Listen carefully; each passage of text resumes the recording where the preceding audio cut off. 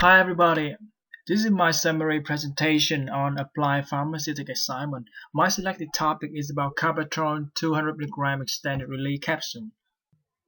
The content of the presentation will be divided into 4 parts. First one, introduction. Second one, biopharmaceutics. Thirdly, formulation, and the last one, excipient function. To begin with, introduction. Look at the chemistry structure. You will see that the carbamyl moiety at the 5 position is essentially important for the anti-seizure activity, and carbamazepine is generally considered first-line therapy in partial seizure. Regarding biopharmaceutic, how does carbamazepine work? It acts on the voltage-gated sodium channel, blocking the sodium influx, and therefore blocking the excitatory neurotransmission as well as action potential. And the consequence is the prevention of high frequency and also prevention of repetitive neuronal discharge. Carbamazepine is indicated in primarily bipolar disorder, epilepsy, and trigeminal neuralgia. The general dosage for extended release capsule is about 200 mg twice daily. It can be increased 200 mg daily or weekly or even 12-hour interval depending on different indication. Take a look at the pharmacokinetic profile. Carbamazepine is generally not affected by food presence, so the extended release dose form can work very well in harmony with the stomach content. Carbamazepine is highly lipophilic. That is why it has a low dissolution rate, but very easily get absorbed throughout the cellular membrane. So in the immediate release dose form, the patient tend to have a delayed time of dissolution, and once the ingredient is fully dissolved, they will have a rapid rise in the serum concentration of carbamazepine, and some patients cannot really tolerate it. This is where the extended release formulation come into handy. It reduces the absorption and reduce the onset concentration of serum carbamazepine, and therefore enhance the patient tolerance.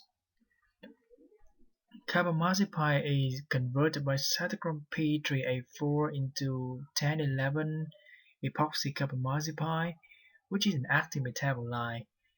And the active metabolite here is also participate in therapeutic efficacy as well as adverse drug reaction. The recommended therapeutic concentration is about 4 to 10 mg per liter. There are, however, some barriers to drug delivery. As already mentioned, carbamazepine has a low water solubility, therefore it has a low dissolution rate. And the overdose of carbamazepine can easily cause breaking seizure, or seriously, it can even cause multi-organ hypersensitivity, which can be fatal. Carbamazepine is metabolized also by autoinduction, which reduces the serum concentration as the early treatment. Usually from the start until up to 3 months, the patient will not feel much of difference between before and after they take the medication. So some dosing adjustment will be required. And also because of this, there is no simple relationship between the dose of carbamazepine and serum concentration, because the carbamazepine is converted to the active metabolite, and this conversion rate is varying from people to people. Carbamazepine is a potent inducer of cytochrome 3A4, therefore significant drug interaction may be happening, such as with sodium valproate or verapamil or oral contraceptive pills. Regarding the formulation, carbamazepine 200 mg extended release capsule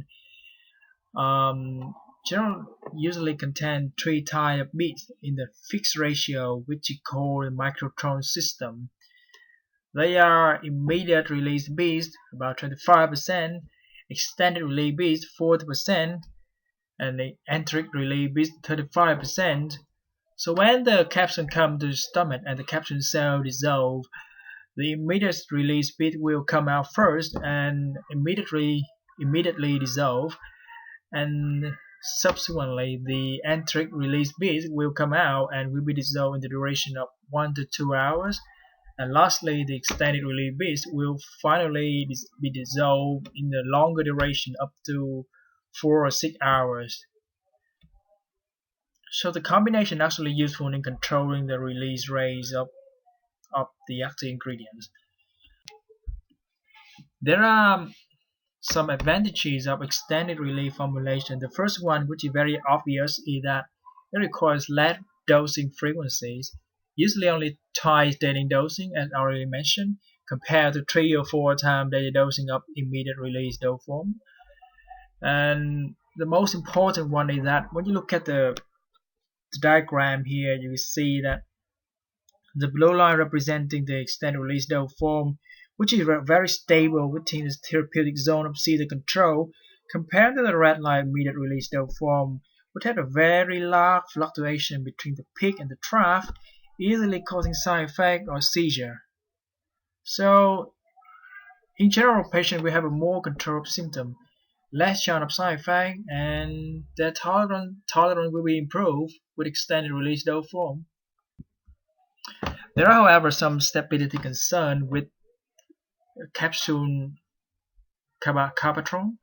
The first one is that the cross-linking of gelatin in the shell due to the covalent linkage of polymer chains that may render the capsule insoluble.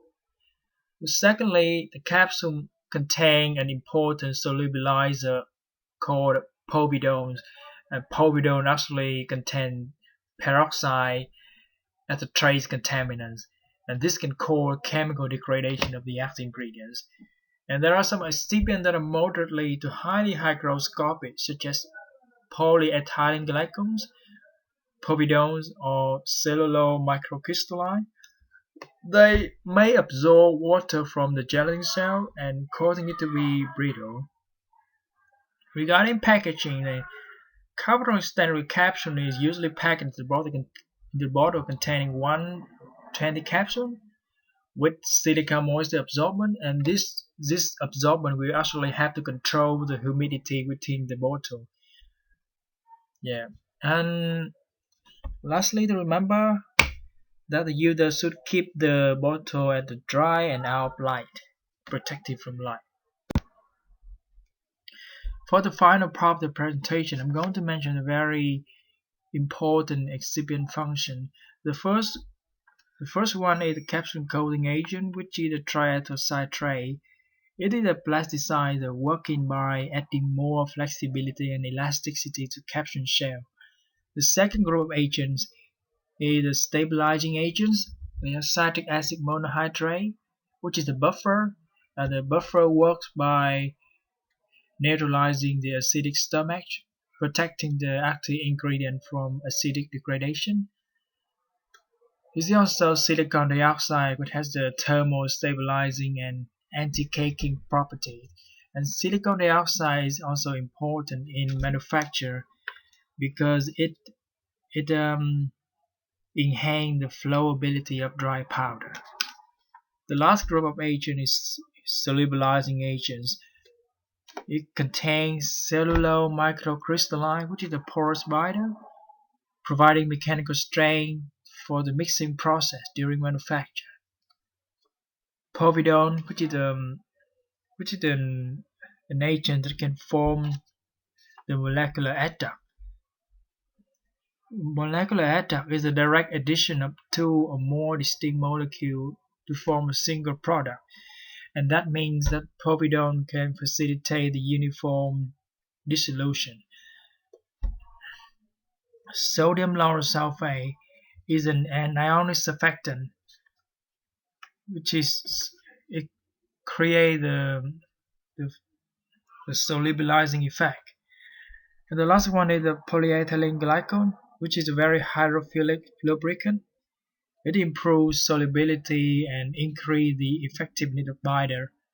And also, PAC can induce plasticity to granule during manufacture. And my conclusion is that even though Extended-release leado form carbamazepine has a lower onset of action and lower bioavailability.